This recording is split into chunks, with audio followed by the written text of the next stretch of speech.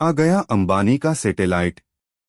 Elon Musk से पहले भी मुकेश अंबानी देश में सैटेलाइट इंटरनेट चालू कर सकते हैं। दूसरी तरफ खबर है कि गौतम अडानी सीमेंट सेक्टर के बादशाह बनने के लिए कई सीमेंट कंपनियों के खरीदने की तैयारी कर रहे हैं। आज के खर्चा पानी में हम इन्हीं दोनों खबरों पर विस्तार से बात करेंगे। जानेंगे कि सैटेलाइट इंटरनेट सेवाएं देने के लिए किसने मंजूरी दी है, कौन कौन सी कंपनी है इस दौड़ में है, सैटेलाइट इंटरनेट क्या होता है और यह कैसे काम करता है, और आपको इसका क्या फायदा होने वाला है। इन तमाम सवालों का जवाब मिलेंगे इस वीडियो में। इसके अलावा यह भी जानेंगे कि गौतम अडानी किन सीमेंट कंपनियों को खरीदने की तैयारी कर रहे हैं। लेकिन शुरू करने से पहले एक जरूरी सूचना, अगर आप इस चैनल पर नए आए हैं तो चैनल को सब्सक्राइब करें और इस वीडियो को लाइक करें। तो अब वीडियो को शुरू करते हैं। नमस्कार, मेरा नाम सनी कुमार और आप देखना शुरू कर चुके हैं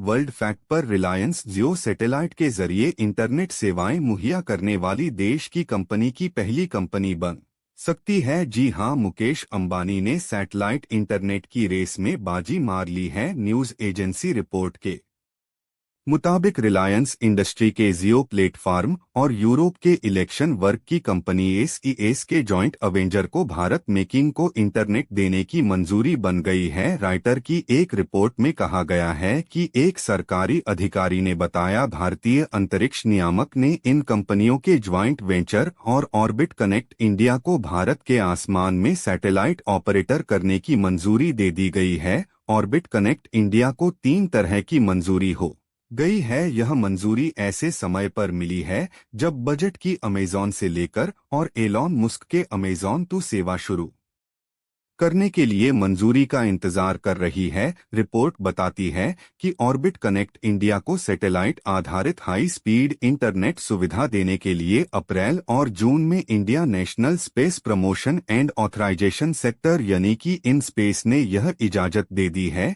इससे कंपनी भारत में सैटेलाइट को ऑपरेट कर सकती है। लेकिन काम का शुरू करने के लिए कंपनी को अब सिर्फ दूरसंचार विभाग से कुछ और मंजूरियों की जरूरत होगी। हालांकि जियो की मूल कंपनी रिलायंस ने इस बारे में और जानकारी के लिए भेजे गए मेल का जवाब नहीं दिया है। अब जान लेता है कि कौन सी कंपनियां इसमें शामिल है। इन स्पेस अध्यक्ष पवन गोयनका ने ट्रैक्टर्स को बताया गया है कि एक और कंपनी है इनमारसैट, उसे भी भारत में सैटेलाइट ऑपरेट करने की मंजूरी मिल गई है।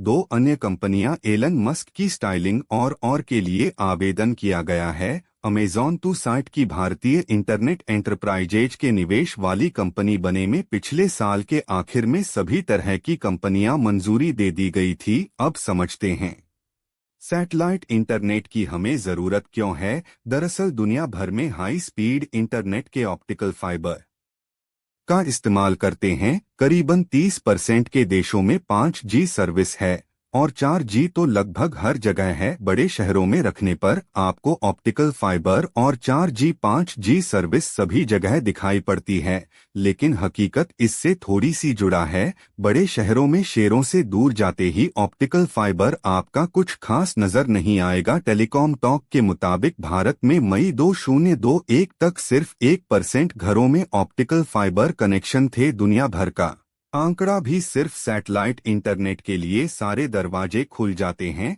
क्योंकि वह तो हमारे से किसी बहुत बड़े टावर से एक बड़े एरिया को इंटरनेट दे सकता है। और भी सैटेलाइट इंटरनेट है। क्या चीज कैसे काम करती है, सैटेलाइट इंटरनेट कैसे काम करता है, यह आपको समझते हैं। अंतरिक्ष में चक्कर लगाने वाले वह कारण जो मौसम की जानकारी से लेकर के लाइव प्रसारण तक के काम आते हैं, वैसे इंसान के बने सैटेलाइट नेचुरल सैटेलाइट भी होते हैं। जैसे कि चंद्रमा हमारे पृथ्वी पर सैटेलाइट है। इंटरनेट देने के लिए भी सैटेलाइट का किया जाता है। जो भी इंटरनेट सर्विस प्रोवाइडर जिससे शॉर्टकट में सिग्नल भेजता है सैटेलाइट को और वहां से डिश एंटीना के जरिए वह इंटरनेट आप तक पहुंचता है। भारत में सैटेलाइट से इंटरनेट देना कोई नई बात नहीं है। तिकोना जैसे कंपनियां इसी तरीके से सर्विस देती है। छोटी सी केबल इस सर्विस आपके जरिए पहुंचाई जाती है। ऐसी जगह है जहां पर फाइबर केबल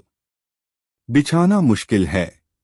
जहां पर इंटरनेट पहुंचना मुश्किल है, वहां पर सैटेलाइट इंटरनेट गेम चेंजर साबित हो सकता है। अब जानते हैं कि इसमें मुश्किल है। सैटेलाइट इंटरनेट की स्पीड पहले के मुकाबले काफी अच्छी हो गई है, लेकिन फाइबर से इसकी तुलना नहीं की जा सकती। नॉर्मल इंटरनेट सर्फ करते समय शायद आपको पता ना चले, लेकिन हाई ग्राफिक्स वाले गेम खेलते समय या फिर 4K वाले वीडियो देखते समय एक लेटेंसी महसूस होती है। लेटेंसी क्या होती है? जो डाटा भेजने और उसे रिसीव होने में समय लगता है, उसे ही लेटेंसी कहते हैं। सैटेलाइट इंटरनेट में आपका डिवाइस से इंफॉर्मेशन पहले एंटीना, फिर और सैटेलाइट, और फिर आपके internet service provider. The first time तो सैटेलाइट पृथ्वी की ऊपरी कक्षा में होते हैं, लेकिन यह दूरी पृथ्वी के ऊपर 22,000 में होती है। 600 मिलीलीटर सेकंड तक हो सकती है, 20 से 50 मिलीलीटर सेकंड होती है। सैटेलाइट इंटरनेट अभी नॉर्मल इंटरनेट की तुलना में महंगा भी है।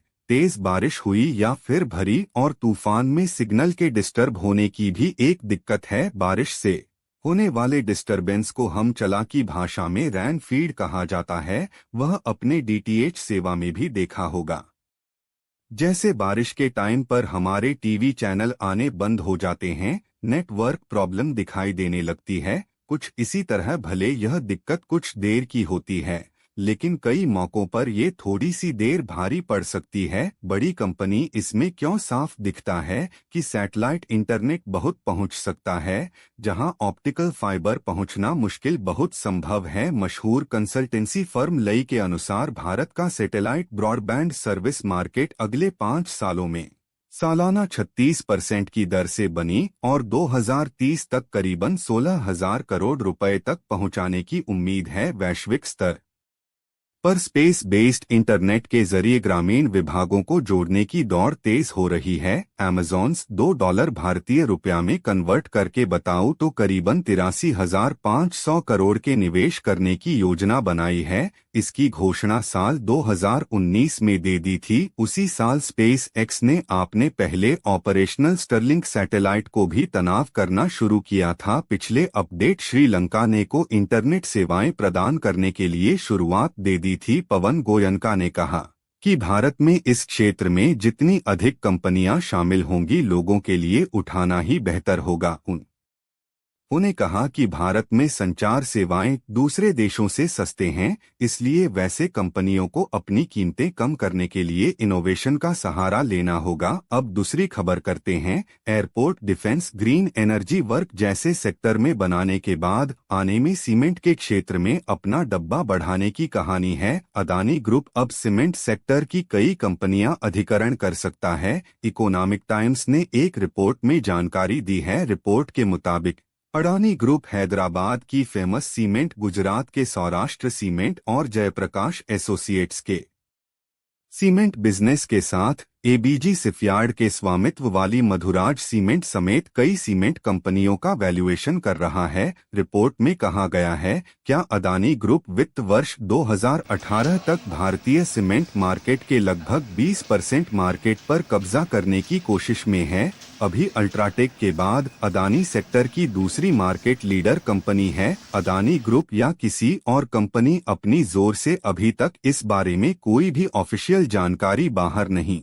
आई है। रिपोर्ट के अनुसार अदानी ग्रुप में इन कंपनियों का अधिग्रहण करने के लिए $3 अरब भारतीय रुपए में करीबन 25,000 करोड़ रुपए की इनकम अलग रखिए। अदानी ग्रुप अगले 3-4 सालों में आदित्य बिरला ग्रुप की अल्ट्राटेक को पीछे करके सबसे बड़ी सीमेंट बनाने वाली कंपनी बनना चाहती। अदानी ग्रुप में जून 2022 में करीबन 10:30 अरब आज की तारीख में 88,000 करोड़ रुपए की कीमत में अंबुजा सीमेंट और एसीसी सीमेंट को खरीदा। हाल ही में गौतम अडानी के परिवार ने अंबुजा सीमेंट में 8,339 करोड़ रुपए का निवेश किया है। मुझे सीमेंट में अदानी फैमिली के हिस्सेदारी बढ़कर 70.3% हो गई है। कुछ समय पहले अंबुजा सीमेंट ने एक सचेंज फीलिंग में इसके बारे में जानकारी दी थी। मीडिया रिपोर्ट के मुताबिक बिग पैनल सीमेंट की वैल्यू 9,000 करोड़ है। हालांकि यह उसके सालाना क्षमता 1 करोड़ टन से 1.5 करोड़ टन कर रही है,